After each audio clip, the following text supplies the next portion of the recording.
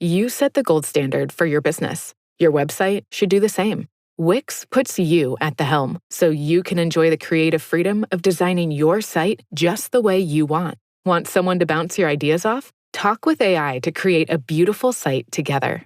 Whatever your business, manage it from one place and tie it all together with a personalized domain name. Gear up for success with a brand that says you best. You can do it yourself on Wix.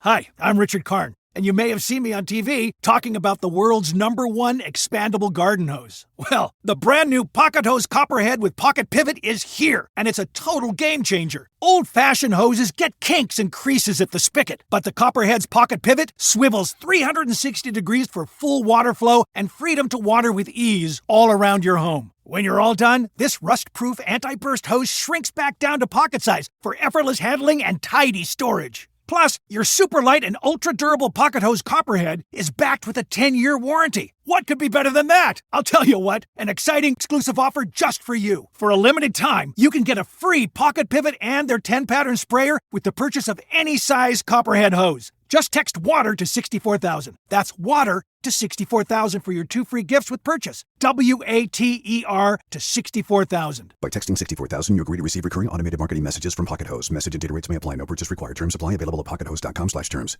Kempire is brought to you by Philly, the Kempire After Dark live experience is coming to you first on July 10th. Yeah, that's the same day that Real Housewives of Orange County is premiering, but our show will be better. I guarantee it. It's a night of hot topics, comedy, and so much more with special guest Alexander Rogers. We spilling tea as well.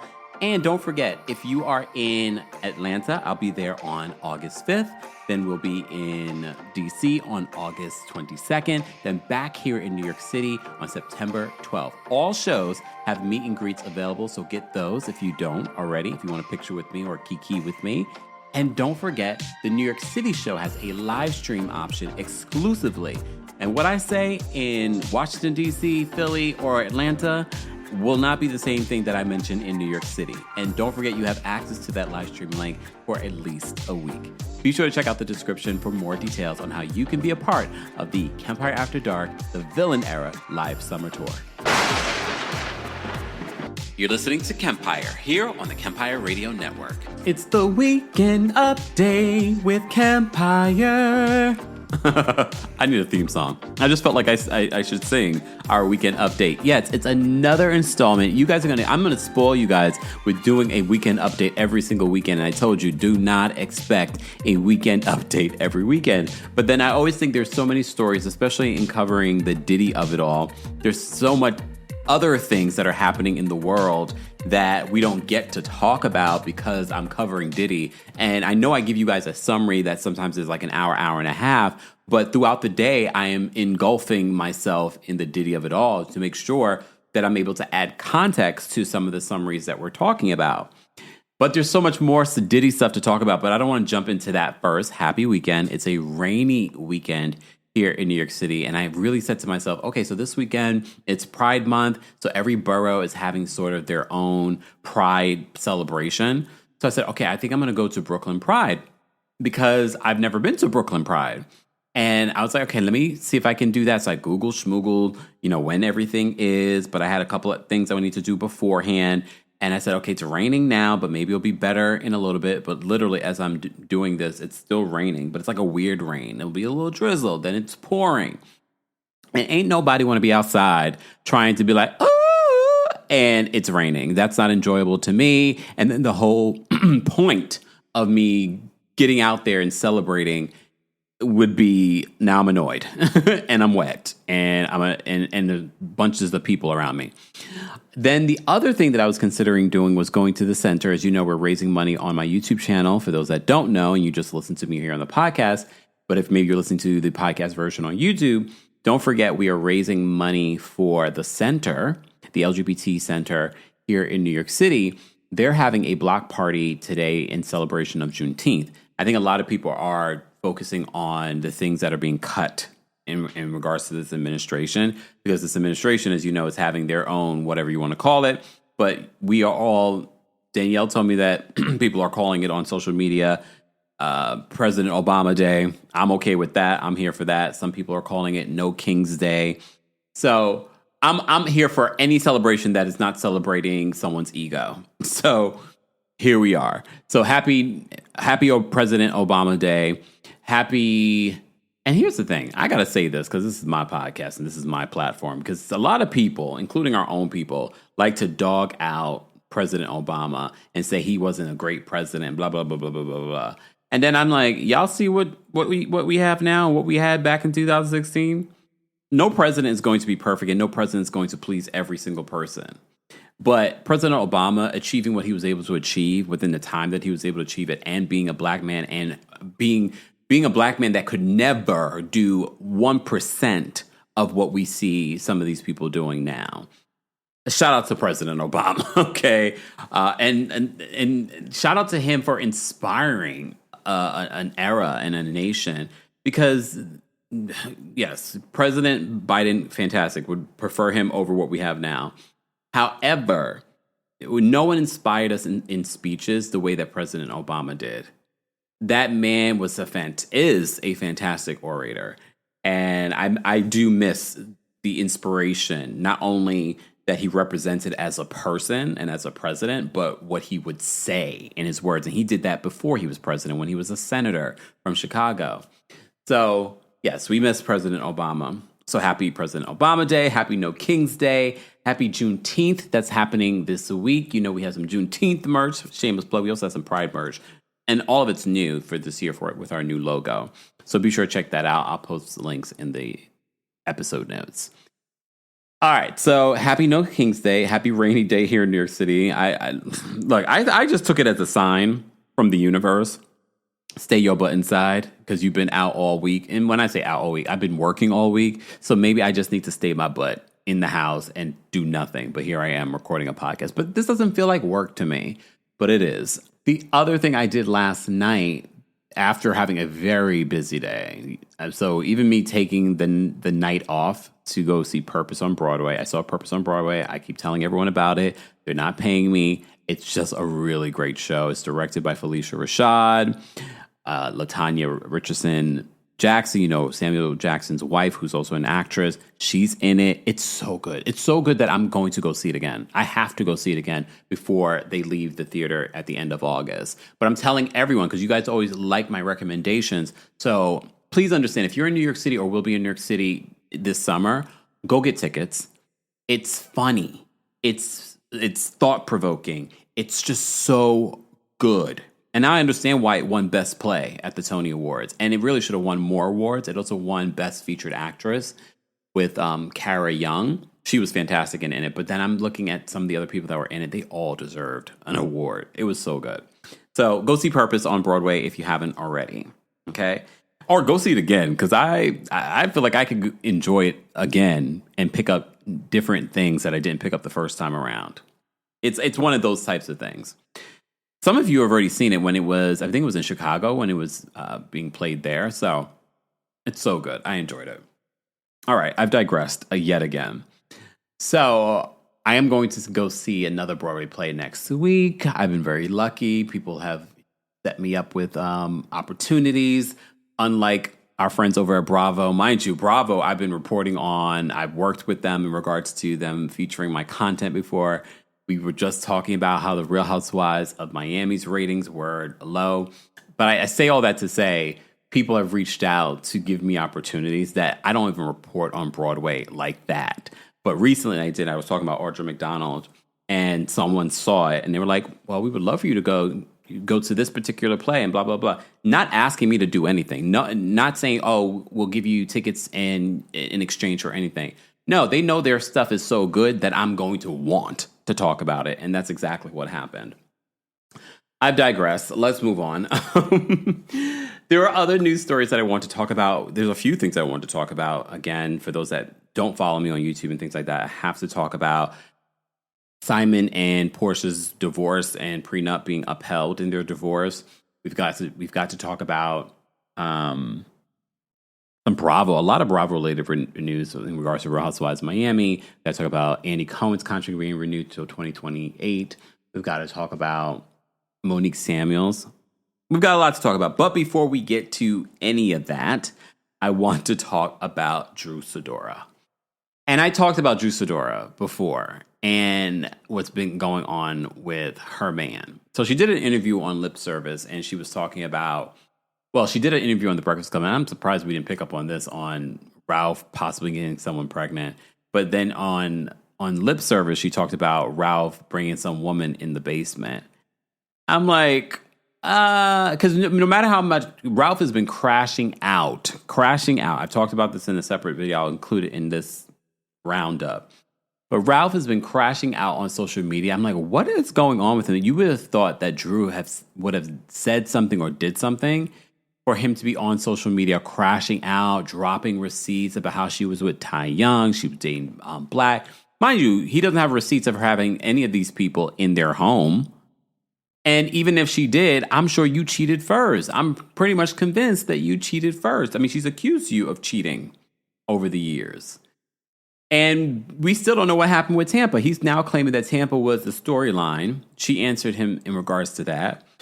Now he's what is he claiming? Oh, he's claiming that all of her little antics that she did since being a part of Real Housewives of Atlanta were orchestrated by him. And I said, sir, you should not be proud of that. Her throwing the doggy bone at Fatum. I'm like, oh, so you were the cornball that came up with that. I should have known. I just thought, I was like, because remember, those are the years that we were just looking at Drew like, Drew, like, this is corny. This is so producing. But now we know. Now I can love Drew even more, knowing that that wasn't her idea. She was just standing by her husband, who's thinking that these are going to be iconic moments, and they were not iconic moments. And it's so interesting that Drew is more likable this season with you not being around her and orchestrating any stupidity. It's very interesting. Very, very interesting. And I love that for you, Drew. I love that for you. Okay. So it looks like Porsha Williams of the Real Housewives of Atlanta got the final laugh when it comes to Simon Guobadia and their divorce.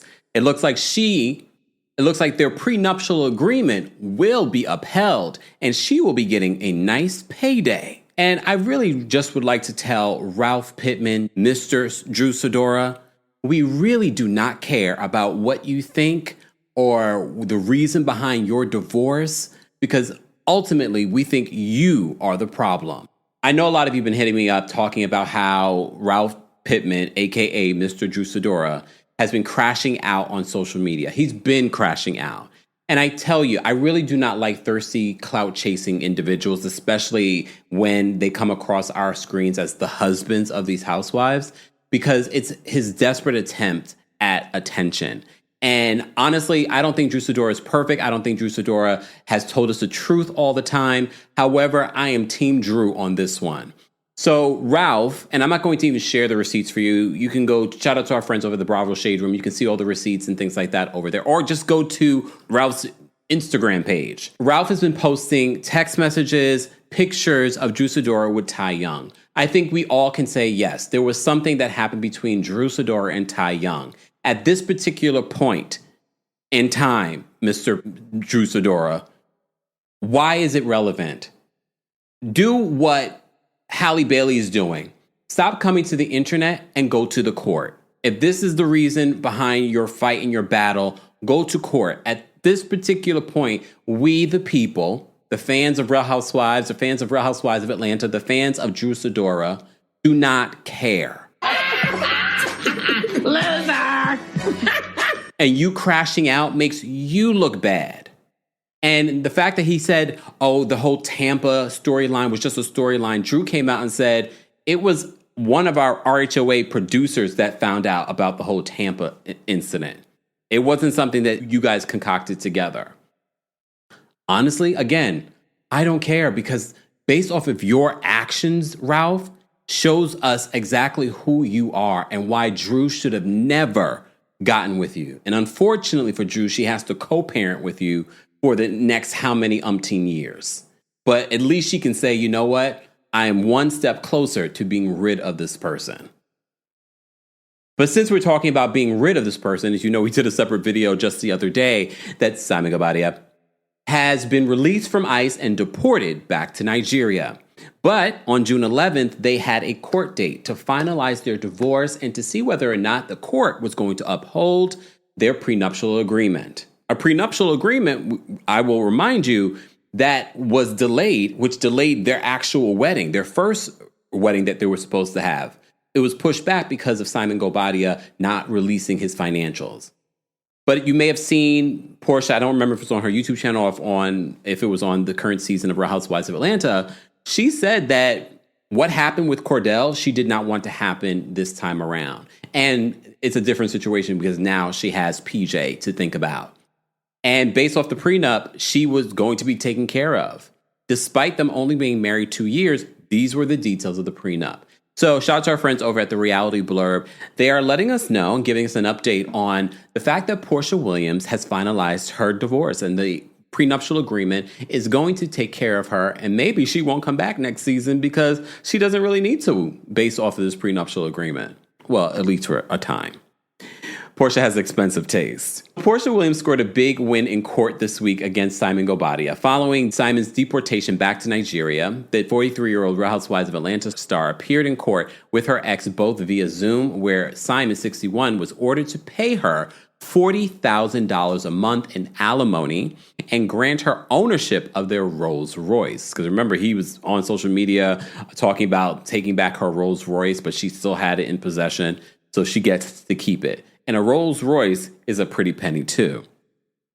So Porsha Williams won in divorce court. A judge ruled to enforce her prenup with her ex, Simon Gobadia, a host confirmed on the June 12th episode of The Breakfast Club. Now, that is a huge deal because they've been going back and forth over several things, including the home that she currently lives in, the car, and the Rolls Royce. According to the host who spoke to a source close to the court, Porsha will receive $40,000 payments from Simon each month for 14 to 15 months. All of her legal fees will be paid, and she'll also receive the Rolls Royce he bought. As for their $7 million marital home, Porsha has from 2024 to 2027 to decide whether she wants to remain living in the home or sell it. However, because the residence was a premarital asset of Simon's, the RHOA cast member will have to refinance and buy Simon out of his portion if she wants to stay. As the court insider explained, Simon has 50% equity in the property. While Porsha considers whether she'll remain in the home, Simon will be paying the expenses related to the property, including the mortgage payment. So she gets to live there at least for the next 3 years, mortgage-free. The source went on to share that the June 11th court hearing went all day, from 9:30 a.m. to 7 p.m., and saw no direct interactions between Porsha and Simon. Then at the end of the day, Simon was said to have walked away pissed. Simon is exploring the options of an appeal. He has 30 days to file this with the court, the host shared. Porsha filed for divorce from Simon in February of 2024, just 15 months after their wedding. Here's the thing. I understand why he's walking away pissed, because he was the one trying to contest their prenuptial agreement. I don't understand why he would, because he's claiming fraud. He's saying that she wanted to go back to reality television. That was never their plan. However, I call BS on that because literally when she made the announcement, you guys were still okay. She said, who said that Porsha Williams is coming back to RHOA? She said it's actually Porsha Gobadia. And honestly, you guys haven't been married that long for you to be like, oh, the prenuptial agreement is null and void. And I'm not surprised that the court upheld it. You're mad because you knew what you agreed to in that prenuptial agreement, which is probably part of the reason why you delayed it, along with delaying revealing your finances to Porsha and her lawyers at the time. You probably knew that you did not want to pay any of what you have to now pay her. $40,000 a month for 14 to 15 months. You got to pay the mortgage on this home that you can't live in. You can't even step into the country. Sir, instead of fighting this, you might want to continue to figure out if you can even come back to the country, even though maybe you should let that go too. But I believe he has other things here. So what happens to all of that when you're deported? I don't know the details of that. If you do know the details of that, if you're deported, what happens to your assets here? Who knows? At this particular point, who cares? Porsha, good for you, girl. Good for you. Andy Cohen is not going anywhere when it comes to Bravo or NBCUniversal. They've just renewed his contract until 2027. Not only that, the Traitors cast for season 4 has been revealed. And as you already know, Real Housewives of Potomac star Monique Samuels is returning and revealing that she has been asked at least 7 times to return. She explains why exactly she decided this time around this was the time. Here's your Bravo roundup on this Friday, the 13th. So we have a bunch of Bravo NBCUniversal related news to talk about. But first, I do want to talk about Traitors because a lot of you have been hitting me up. Because you know I love Traitors. I think it's a fantastic show. I love the other iterations in the UK. I prefer the UK because it's all unknown people that we can't predict on how they're going to play the game. No matter if you're a Survivor fan or a Housewives fan. Well, I've already had a lot of tea in regards to who was going to be on season 4. If you were at the London show, I had spilled that Nene was going to be a part of this cast, but now it's been revealed that Nene is not. I'm going to reveal to you exclusively, Nene dropped out. Nene was supposed to be. Porsha is her replacement. So let's get into this first in regards to the Traitors cast. So they said Housewives and Survivors, Donna, Kelshi, oh my. They said Peacock has announced that the cast for season 4 of its hit reality competition series, The Traitors, which will premiere in early 2026, which feels very long way away. And it is familiar mix of stars from other reality television shows as well as athletes and a few complete wild cards. They said, once again, The Real Housewives is well represented with 5 stars because it's on Bravo. They really do. Housewives is treated over at Bravo and NBC as like the glory child. And other Bravo celebrities have talked about how they are treated like the redheaded stepchild when it comes to how they're treated versus Real Housewives. So Peacock announced that their season 4 cast, and once again, the Real Housewives will have 5 stars. Dorinda Medley, who was on the last season, she made such a big stink about being killed off so early. So, of course, they're like, oh, we'll bring you back this time around. I'm sure she made a big stink behind the scenes as well. Lisa Rinna will be a part of the cast. Candace Dillard-Bassett, if you are a Club Kempire member, I already revealed a lot of this information. Caroline Stanberry, I don't know if I spilled that in my podcast episode, but I knew about Caroline returning. Well, making a return to television on Traitors. And Porsha Williams from the Bravo franchise making their way to Scotland. They will be joined in the castle by 3 Survivor players. Rob Casternino, Yam Yam Arasho, Natalie Anderson, also from The Amazing Race, as well as 2 Big Brother contestants, Ian Terry and Tiffany Mitchell. Come on, Cookout. She's actually a really good player, so it will be interesting to see. I'm happy to see her return. And representatives from The Bachelor, who cares? Colton Underwood, Dancing with the Stars, Mark Ballas. RuPaul's Drag Race, Monet Exchange. That will be interesting to watch. Top Chef, Kristen Keish, and Love Island, Maura Higgins, and Robert Rausch. Of course, there are also some other wild cards thrown into the mix. Olympic figure skater Tara Lipinski and Johnny Ware. Johnny Ware is a big personality, so that should be a good mix of personalities. Will be a part of the season 4 cast, as well as K-pop singer Eric Nam, comedian Ron Funches, One Tree Hill star Stefan Coletti, actor Michael Rappaport, and America's most famous football mom, Donna Kelsey. Did I say Kelchi before? Sorry, Kelsey, mother of Travis and Jason. That would be interesting because I know nothing about her. So it's interesting that she's doing reality television. I don't know how I feel about that. How do you guys feel about that? Okay. Anyway, let's move on. So that's the cast. That is the cast of the new season. I don't know who I'm rooting for just yet. And it won't automatic because are there any housewives that I would root for? Candace, I think Candace would be actually interesting because she's smart and witty. And for those that are going to miss her being a part of Real Housewives of Potomac, this is where you'll get your feel of her. And for those that were saying, oh, Candace dropped the bag in regards to coming on Real Housewives of Potomac, I have to remind you guys, Candace was not fired from Potomac. They would have rolled out the red carpet for Candace to share her pregnancy and life after pregnancy on the show right now. Please understand that. So for those that saw the pictures of her at NBCUniversal and things like that, well, that was because she was talking about Traitors. But if you're a Club Kempire member, you already knew that. Anyway, I'm not a Candace stan, but I'm fair. Let's move on from there and talk about Andy Cohen. Andy Cohen, and I believe this. I believe Andy is the one that puts out these rumors that he's not returning. It's the oldest play in the game book of trying to get people like, no, Andy can't leave. Oh my God, we're going to miss Daddy Andy at the network. The network will be nothing without Andy. I feel like this was a contract ploy because you remember these contracts are discussed for months before they finalize and come to terms. And NBCU, based on what I'm hearing, there are a lot of cutbacks in a lot of different ways. And I know what you're thinking. Why would they cut back on Andy? Because they're cutting back across the board.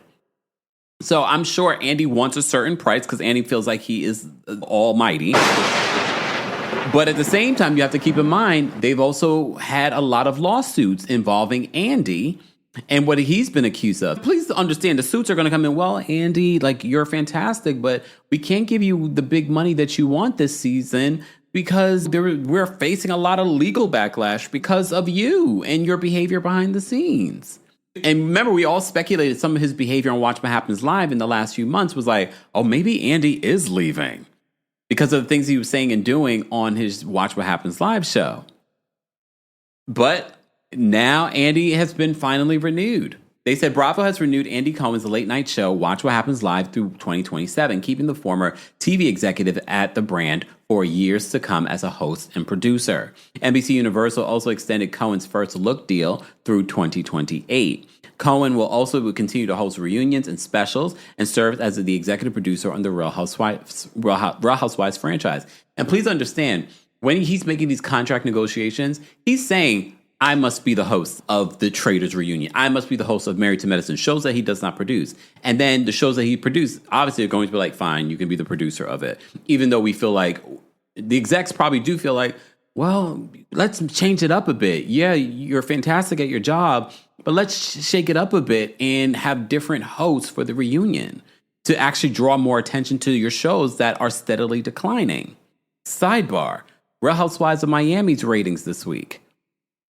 200 and something thousand viewers? But here's the thing. Quiet as it's kept, Real Housewives of Miami is the best show that they have in the Real Housewives franchise. They've been consistent for at least 3 seasons since their reboot, and their premiere was stellar. And a lot of people told me that the only reason why they even knew that the new season started was because I recapped the premiere. Mind you, Bravo didn't send me a press release. And look, they don't need to. It's a show I enjoy.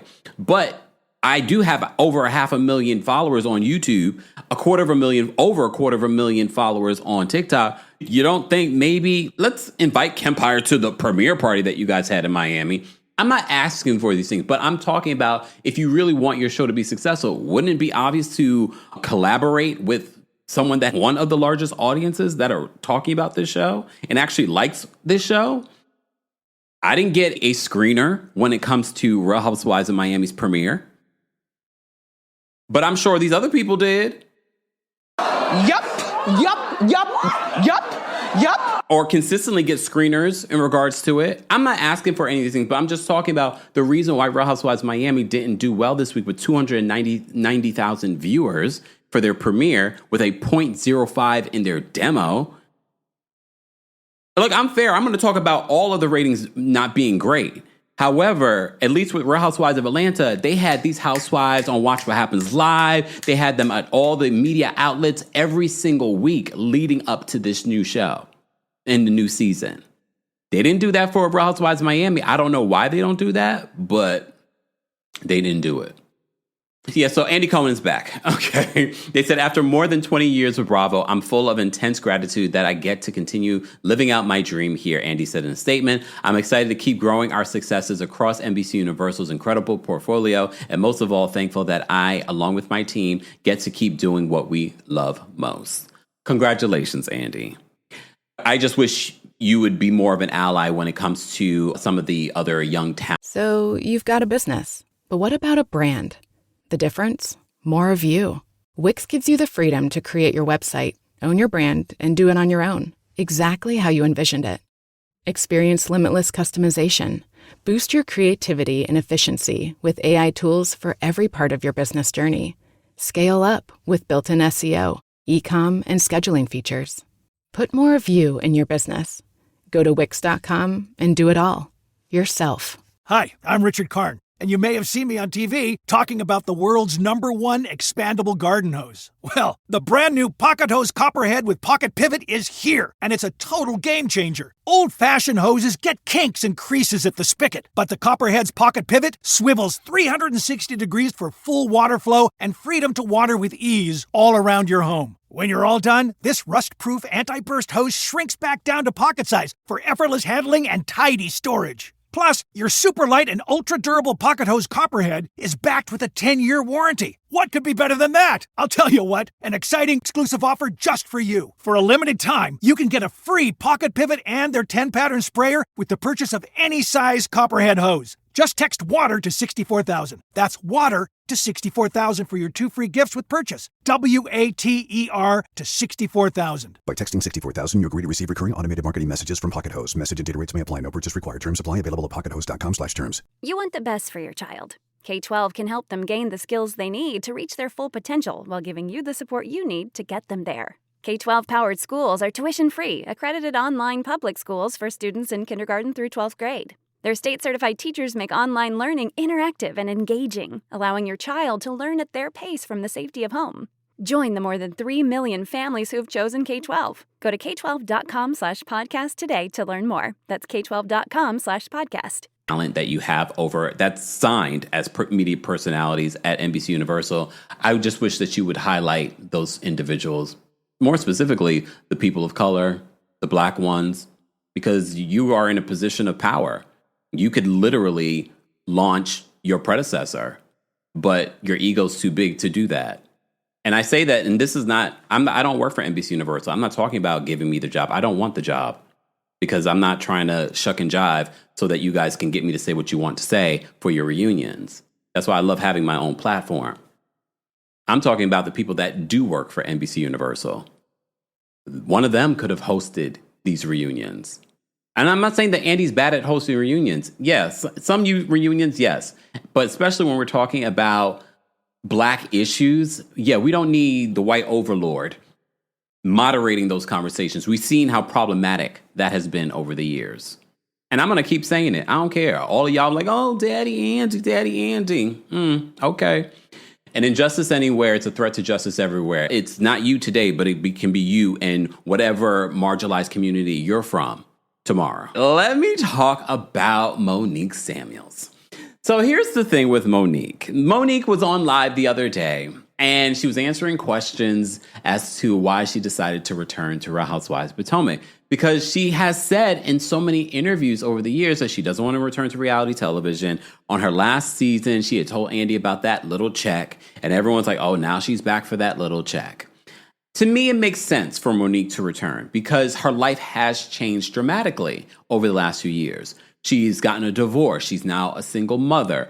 And she didn't get, not that she was trying to get, but she didn't get some sort of, she's not getting alimony from Chris. She got like a lump sum. And word on the street is that with that lump sum, she bought the house that she's living in now. So, fine. In this live, though, that she did, she says her essential oil business is doing extremely well. She's working on a book. And I was like, oh, so you want to promote stuff. Monique is about her money. And I can appreciate a smart businesswoman. But I want to remind you what Monique said about production and the network back in December of 2024. Shout out to our friends over at The Reality Rundown and my friend Taria from the What Else Is Going podcast, because she reminded me of what Monique said. Because I already told you, Monique will tell you some truth and tell you a lie at the same time. So this is what Monique said back in December of 2024 in an interview. I think it was on Fox there in the DMV. And listen, I was ready to unleash and unload, and they didn't show half of what was done. To this day, I still recall certain things that... Monique is talking about what happened during the season 5 reunion. And I remember her talking about this back then, that a lot of what happened at this reunion, including a meltdown from Giselle Bryant, they did not show. And that was part of her motivation for not returning. That happened that weren't shown. Like there was this one point where after the binder, the biggest memory that I have and the thing that I hate that they didn't show with Giselle, she was so upset and she was so quiet after lunch, like had nothing to say. When Chris came out and pretty much read her, she lost it, and she just blurted out, "F you!" She like lost it, and they never showed it, but she lost it. And I was like, that pretty much summed up, you know, why I left, because they were constantly protecting the people who should have been exposed and show who they really are on and off camera.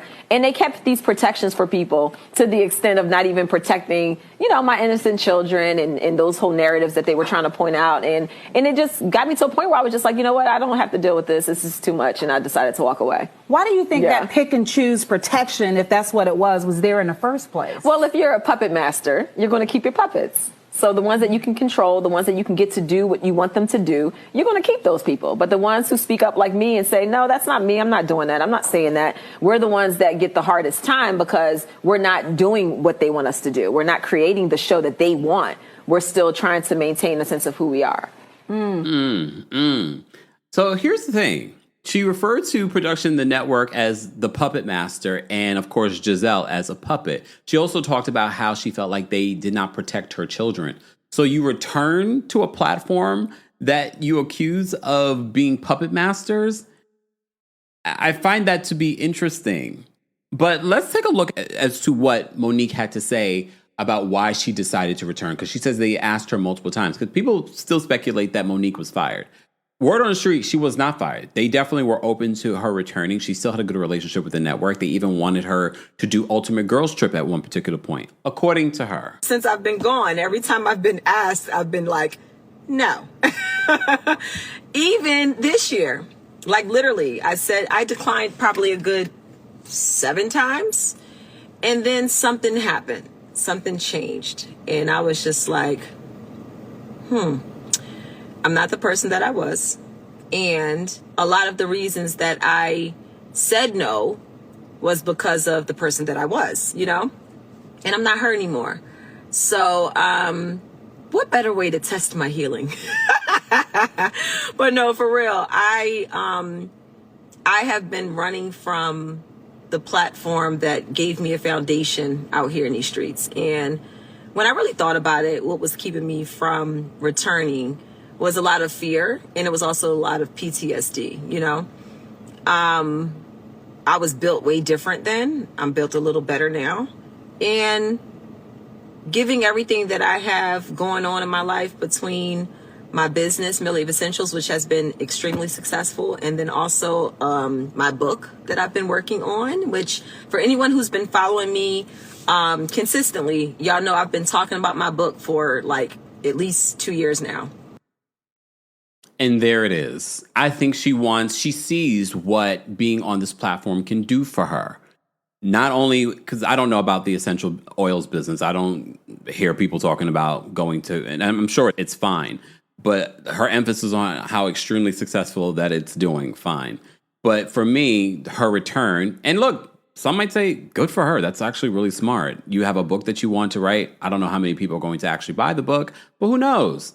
But her, for me, in this moment, I was like, oh, so this is why you decided to return to the puppet master and smile and shuck and jive to be around Giselle. And maybe she won't. Again, we won't know until we see it actually play out. Will there be a sit down that actually is an authentic sit down between Monique and Giselle, and they come to a place where like, oh, I think for the audience, they also need this conversation. They also need to see this healing when it comes to what happened between Candace, Monique, and Giselle. But you're not going to get the piece between Candace and Monique because Candace is not there. Because if you remember during this time, it was very toxic when it comes to the fan base. When you talk about Real Housewives of New Jersey toxic, no, the fans were very divided on the Monique and Candace of it all. So there are still a lot of people saying they don't want to see Monique return. This video is not about how I feel about Monique returning or not returning. I'm okay with Monique returning if her intention is to hawk this book so she can sell some books or some more essential oils. Good for you. I do think that she was a very critical part. She left on a very high note of her time on Real Housewives of Potomac. So it will be interesting to see her return and to see this quote unquote growth. I don't know, because literally just in December, which is just 6-7 months ago, you were talking the same thing that you've been talking about when it comes to them being the puppet master and puppets and them not protecting you or your children. I just don't know if I would return to a platform that I would accuse of that. But then again, NeNe's ready to return to a platform that she accused them of being racist. So then there's that. It's been a work in progress. It's also something that's near and dear to me. And I love that you'll not only be able to see the levels of growth that I've achieved when you read my book, but you'll also be able to see it now on TV as well. So I have been able to move past that, and it's my season. I'm stepping into my season. You know, I feel like everything that I've gone through up until this point has been for this moment, and I'm really excited. And yes. I'm not worried. You know, I'm like, I put my ego in check a long time ago. I put my ego in check during Love and Marriage DC. How about that? But I've grown so much, and I know who I am, you know, and I have nothing to prove. And for those of us that did watch Love and Marriage DC, I think that with her leaving on such a high note for Real Housewives of Potomac, she left Love and Marriage DC on a low note. I think a lot of people were reminded what they didn't like necessarily about Monique or Monique's relationship with Chris. And she didn't like how she was depicted. We talked about that. We're not going to revisit that, but she talked about that. She said that Carlos did her worse than Bravo did her, and said that he tried to lure her in on the black card. I know we're talking about Carlos, but when you notice a pattern of behavior, and Carlos has his own pattern of behavior, but I'm also noticing a pattern of behavior when it comes to Monique. I'm open to seeing what she's going to offer us in this new season 10 of Real Housewives of Potomac. But I will always have both my good eyes on Monique this season, and to see how authentic she will show up. Again, she's only coming in as a friend of this season, so there won't be a lot that we will necessarily get from her. But will it be enough? We shall see. Let me talk about the Diddy, the diddler. Okay. So Jane, the pseudonym that she's using, she was an ex-girlfriend of Diddy, was on the stand for 6 days. 6 days. She testified this last week and week and a half, really. And a lot of people have a lot of opinions. Fine. This video is not about that. I did want to talk about the juror in this case. So there's a couple things. I want to talk about Kanye showing up. Okay, and I talked about this in my Diddy update, but I wanted to talk more because Jane testified to attending another popular rapper's own freak-off, where a woman and an S-worker that she had at one of the Diddy freak-offs was there performing in front of all these people. So a lot of people put 2 and 2 together in regards to the timeline of things, and they figured out that, this must be Kanye, which was interesting that Kanye showed up this week, wasn't even able to make it into the courtroom because he showed up late. And you got to be there, first come, first serve, okay? And apparently he probably didn't tell Diddy. And I now really do believe that he showed up thinking that Jane would still be on the stand, because the day before there were rumors that he was going to show up. Then, of course, he came the next day. I'm thinking that he was coming there to be on the stand. I feel like that was an intimidation tactic. I don't know if it was planned from Diddy or if it was planned just by Kanye. Coming there to show up and do what exactly? That part for me felt weird and orchestrated by either Diddy or Kanye. But Kanye couldn't even get into the room. And he ended up leaving like 40 minutes later. He only witnessed the assistant testifying. I'm glad that he didn't make it into the room when Jane was testifying, because I think that probably would have affected her. Because now you have this other powerful man in the room that's not behind bars and could say or do something. So I'm going to stand on that hill, or die on that hill, as they say, because I do now believe that Kanye may have been the other rapper that she was talking about that had his girlfriend, has been doing similar antics with, like Diddy's been doing. And this is why Kanye is defending Diddy. However, let's get into a little bit more receipts as to confirm that this could be Kanye. Did Kanye West show up to the Diddy trial? Yes. And here's video of him arriving at the Lower Manhattan courthouse. Now, I was already inside the courthouse when this was happening, but another reporter who was outside told me that it was around 10 a.m. when he pulled up in a Maybach with 3 security guards and went inside. I'm told he went through the normal entrance and had to go through security like everybody else. There were rumors that he showed up yesterday and was denied entry, but there is no evidence of that. But I will say that I was tipped off last week that he was coming, so he didn't catch the court officers off guard. Now, the timing of this is interesting because a lot of you guys have been speculating that he's the rapper that Jane mentioned in her story. Jane testified that in January of 2024, she went to Vegas with a very successful rapper, an iconic rapper, and his wife and girlfriend for her birthday on a private plane. And it was during that trip that she ran into one of the escorts that she and Diddy used to use because he knew this couple. And then the couple approached her and asked her if she could recommend an escort who was part of this lifestyle. Now, I can't confirm if it's Kanye and Bianca, but I will say that I found out through my research that in his song that sounds like Bail Bittler, that you probably haven't listened to because it's titled Bail Bittler, he calls himself a cuck and says that he likes to watch his woman have sex with other men. I pronounced it right this time. And Bianca's birthday is in January, and on January of 2024, she and Kanye celebrated her birthday in Vegas. There are pictures of them at dinner and then the strip club. And then something I'm surprised didn't get more attention than it did was a lawsuit filed by a woman claiming to be Kanye's former personal assistant. And in her lawsuit, Lauren Pisciotta, who I hope I'm saying her last name right, alleges some pretty disturbing things, including that she claims that he masturbated while talking to her on the phone, and that on one occasion he was pleasuring himself in front of her after trapping her in a room on his plane.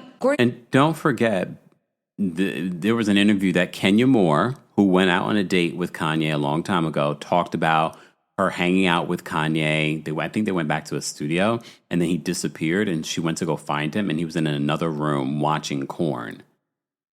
I'm sure we could find it somewhere, and you would be able to. I'm not going to play it for you here, but I remember literally rewatching that video where she talked about it not too long ago. According to this article, among the disturbing accusations, the lawsuit claims that Wes's office was transformed into a sexual playground, while Sensori acted as his sex party coordinator and willing participant in the rapper's twisted sexual fantasies. And there's more. The suit also states that Wes frequently hosted sex parties at luxury hotels and tried to expose Lauren Pisciotta, that's the former assistant, to them. It further claims that Sensori was his former sex party participant and coordinator. And that's the thing, too. There's nothing wrong if you guys are consenting adults and you want to party the way that you want to party. The problem here is trying to involve people that work for you that don't want to do this.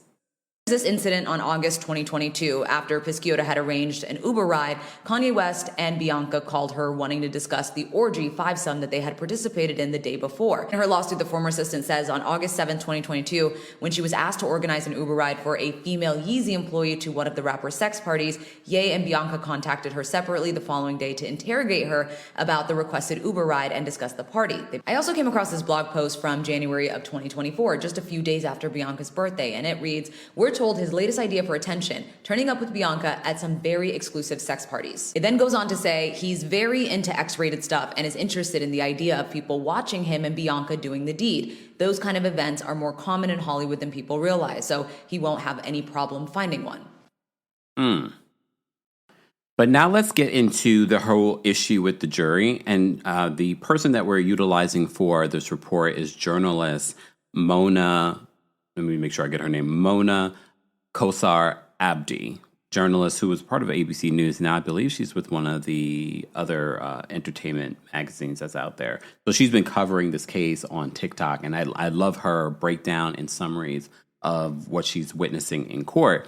So I want to play for her, play what she talked about in regards to juror number 6. If you listen to our recap from yesterday, and probably if you're listening on the podcast today, where we talked about juror number 6 being dismissed. So she gives another breakdown as someone that was in the room when the judge made the decision.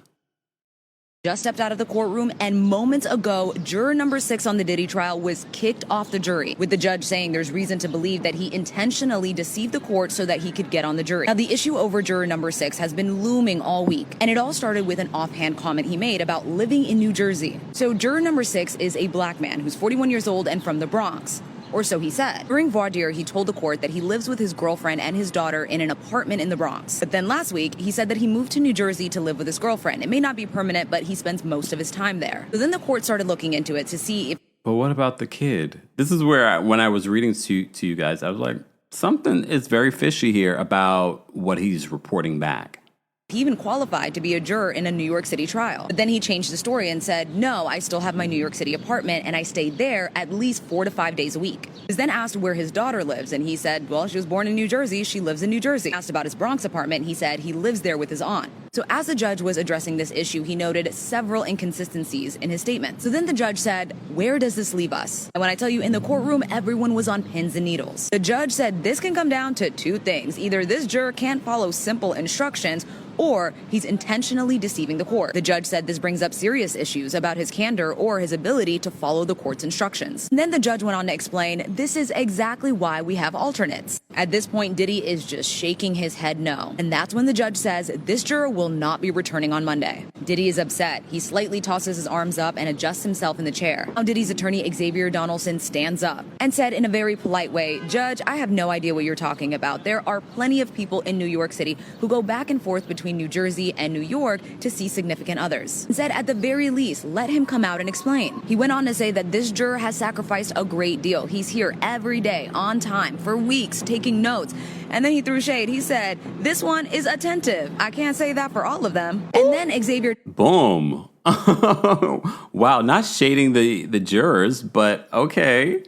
Donaldson, who is black, said, there is something I have to say, something I am obligated to say. In my 25 years practicing here in the Southern District, I have never seen a jury this diverse. He said this is proof that we are moving in the right direction and that actually since 1990, we've been moving backwards. He said clearly this man is competent. He can read, he can write, he has a good job. This is not a good look. At this point, Diddy is nodding in agreement, and then Xavier Donaldson says, I don't like to play the race card unless I have it in my hand. I'm not saying I'm playing it now, but the facts are the facts. Then Diddy's lead attorney, Mark Agnifilo, stands up, said, I just want to say for the record that there is a difference between principal jurors and alternates. Then Brian Steele stands up and says, I just want to say that this information has been known since the jury selection process, and it's funny how now that jurors have been making faces and reacting, does it become a problem? I don't know about... I have to say, I mean, again, these are attorneys. I have to say, when I first saw this video, I was like, well, they did bring up some valid points. The defense brought up some valid points that made me go, because a lot of people are also saying that the prosecution has not proven their case. The prosecution still, how many weeks later, they still are on the fence or whether or not the prosecution has really proven S trafficking or racketeering.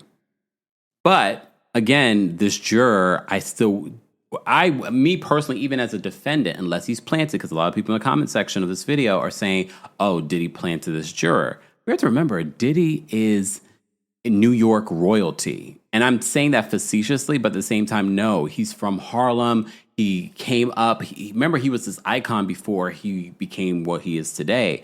So there are a lot of people in New York that probably revere him still. So it wouldn't be a shock to me that they have their tentacles out there, and that's why this person was selected. However, I think with Diddy, everyone is jumping to some sort of conspiracy theory, even though, based off this trial, some of those conspiracy theories were confirmed not to be conspiracy anymore. All that because remember, it was an offhanded comment that this juror made last week that sparked all of this. And now one of the prosecutors is responding to Donaldson, saying that he is suggesting that we make this decision based on race. And I will say that this juror did put in the work, that he has been paying attention, but so have the alternates. The judge is very calm. He tells them, listen, I hear you. And then says, if this juror said, listen, I go back and forth between New York and New Jersey, it would be all good. He said all of these questions are pretty straightforward, unless he wanted to be on the jury. He says if I keep him, there will be a perception that the jury is tainted. Now, remember I told you Diddy is an unofficial member of his own defense team? Well, he is writing on these blue sticky notes, handing it to his attorneys. And when he sees that the judge is not budging, he takes off his glasses and then just slowly shakes his head. At one point, I thought he was going to stand up, but he was just handing more sticky notes off. Now, it doesn't seem like the judge is going to change his mind, but he said, if anything changes, I will let you guys know. And then Diddy turns to his family. His sons, Justin and Christian, were there, and his mom. But usually in court, particularly in the afternoon, Justin and Christian are in their own world. They bring a notebook and they there passing notes back and forth. But today I noticed, especially during that part, they were attentive, even leaning in. So Diddy mouths something to them, but he doesn't look defeated. He just looks like, man. Clearly, this is a big blow to the defense. To put it into context, juror number 6 is one of 8 men on the jury and one of 2 black men.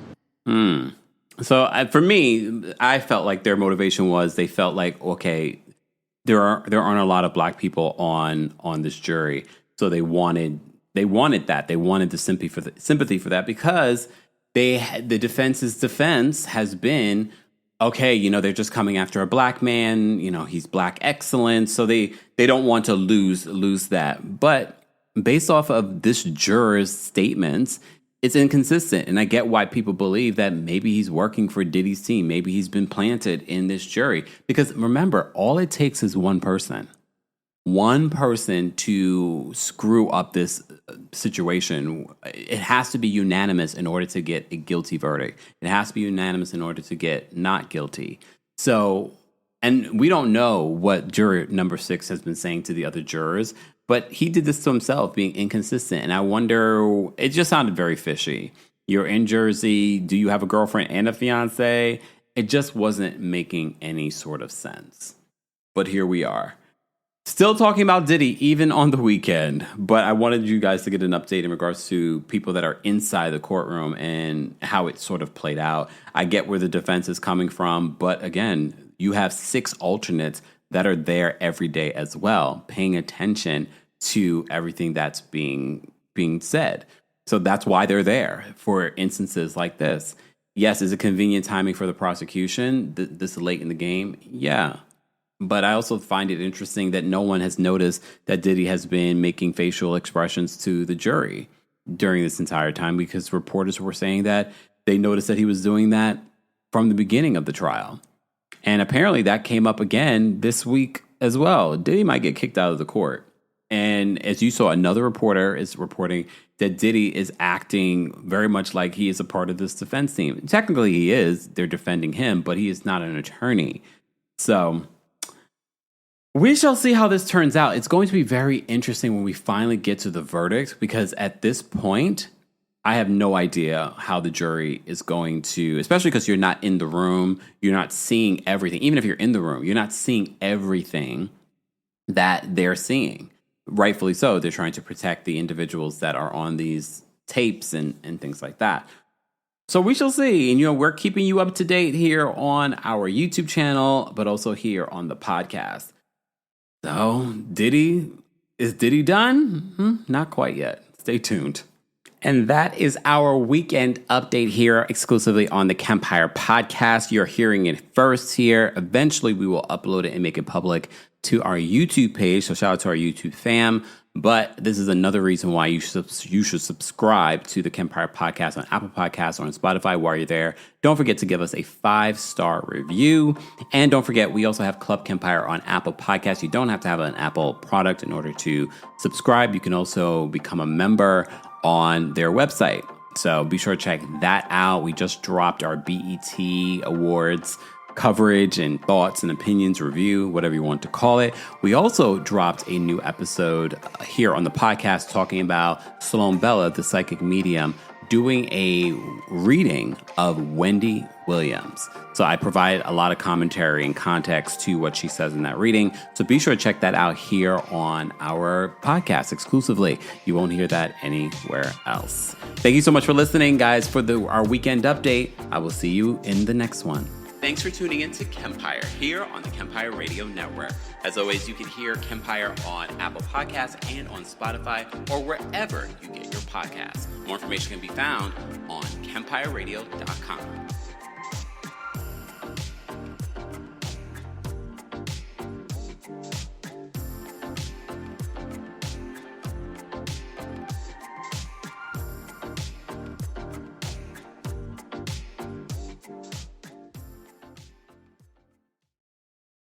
If you're a podcast host, listen up, this one's for you. My name is Allie Jackson. I'm the host of Finding Mr. Height, a dating and relationship podcast that I've been doing for 4 years now, sharing my positive and practical approach to dating that's built on my own life experience. And I wanted to share another experience that I've had, my secret behind monetizing my show. It's called Red Circle, and I was just telling my colleague about how much I love their platform. With Red Circle, not only am I getting a seamless hosting experience, but I also love the support I receive in ad sales. It's not just typical ad sales either. It's targeted opportunities based on my show and my life. And the platform is super simple. You just set your preferences and Red Circle matches you with sponsors that align with your show. You can vet every opportunity and their platform gives you great analytics. More recently too, my Red Circle team has brought me opportunities outside of my podcast on social media to really augment the podcast partnerships, bring them full circle. I just can't recommend them enough. If you want to give it a try, go to redcircle.com to get your free trial. That's redcircle.com for a free trial.